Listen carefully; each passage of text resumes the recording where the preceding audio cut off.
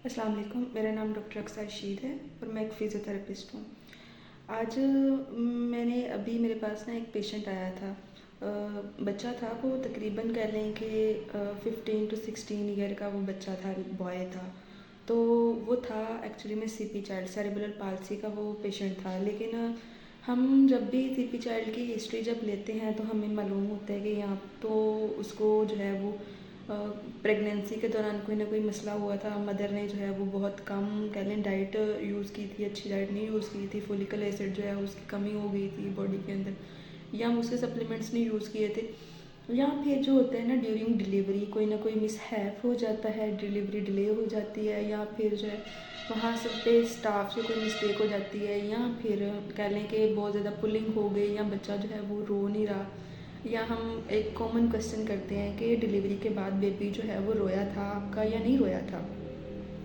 तो इससे हमें अंदाज़ा हो जाता है कि उसके ब्रेन को ऑक्सीजन पहुंची थी या नहीं पहुंची थी। अगर तो वो उसी वक्त रो पड़ा था तो इसका मतलब है कि ब्रेन को ऑक्सीजन चली गई है। लेकिन अगर वो रोया नहीं है, काफ़ी देर बाद रोया है, तो इसका मतलब है उसके ब्रेन को जो है वो इस दुनिया में आने के बाद ऑक्सीजन नहीं मिली कुछ पार्ट्स को, और वो पार्ट जो है वो पहले डैमेज हो गए हैं या डेड हो गए हैं। ठीक है। तो बेसिकली इस पेशेंट की जब मैंने हिस्ट्री ली तो इस पे इनकी मदर ने मुझे बताया कि भाई वो ना गए थे एक हॉस्पिटल में, जो कि कह लें रजिस्टर्ड भी नहीं था, पहली बात। दूसरी बात ये कि वहाँ पे जो स्टाफ था या जहाँ पे वो मेडिकल टीम थी उनकी, वो कोई क्वालिफाइड नहीं थी। वो खातून जो थी वो कह लें एक तरह की दाई ही थी। तो उन्होंने अपना हॉस्पिटल खोला हुआ है और वो उसको रन कर रही हैं। ठीक है।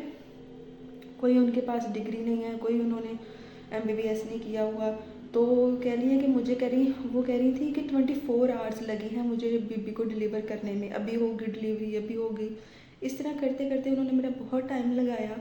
और कहती मैं लेबर पेन के अंदर थी और मुझे वो डिलीवरी नहीं वो मेरी करवा रहे थे। तो मैंने बाद में जब वो उसका बच्चा हो गया है, बेबी डिलीवर हो गया है, तो वो रोया नहीं था। तकरीबन कह रहे हैं कि वो कह रहे हैं कि हम काफ़ी देर तक वो रोया नहीं है। तो उसको फिर इनक्यूबेटर में रखा गया है, उसके बाद फिर उसको ऑक्सीजन वगैरह दी गई, फिर जाके कहीं वो रोया है। तो मेरी सबसे पेरेंट्स से भी और न्यूली मैरिड कपल से भी यही गुजारिश है कि काइंडली जब भी आप जो है वो जाएं, देखें। अब किसी भी डॉक्टर को चेक करवा रहे हैं वो आप एक तो क्वालिफाइड पर्सन को चेक करवाएं, दूसरा ये कि आप अपने इर्द गिर्द जो हैं वो लोगों को अवेयर करें कि ऐसे लोगों से आपने बचना है जो दाई डॉक्टर्स बने हुए हैं, जो नीम हकीम बने हुए हैं, या ऐसी दाइयाँ जिन्होंने अपने घरों में या जिन्होंने अपने हॉस्पिटल्स खोल लिए हैं। तो इनसे आप लोगों ने बचना है। ठीक है। ये आपकी सेहत के लिए भी नहीं अच्छा, आपके बच्चे की हेल्थ के लिए भी नहीं अच्छा। वो बच्चा अब कह लें इतने साल हो गए हैं वो उसको ऐसे लेके चल फिर रही हैं, कभी किसी को दिखा रही हैं, कभी किसी को। और अलमिया देखें कि लोगों ने उनको जो है वो अवेयर भी नहीं किया, लोगों ने उनको इस चीज़ की अवेयरनेस भी नहीं दी कि भाई इसको आपने सही पर्सन के पास लेके जाना है। मतलब उनका केस अगर वो उनका बच्चा जो है वो उनको निचली विद इन अ ईयर जो है वो पता चल गया है कि ये बच्चे के अंदर इम्पेयरमेंट्स हैं, डिलेड माइलस्टोन है, तो उसको वो किसी फिजियोथेरेपिस्ट के पास लेके जाए ना, किसी पीडियाट्रिशियन के पास लेके जाए जो कि उनको अच्छा गाइड कर सके, वो फिजियोथेरेपिस्ट के पास लेके जाए। जब वो नहीं लेके जाते तो फिर ये है कि वो खुद संभालते रहते हैं। जब बहुत बड़ा हो जाता है, जब पानी सर से गुजर जाता है, तो फिर ऐसे लोग जो हैं वो लेकर आते हैं।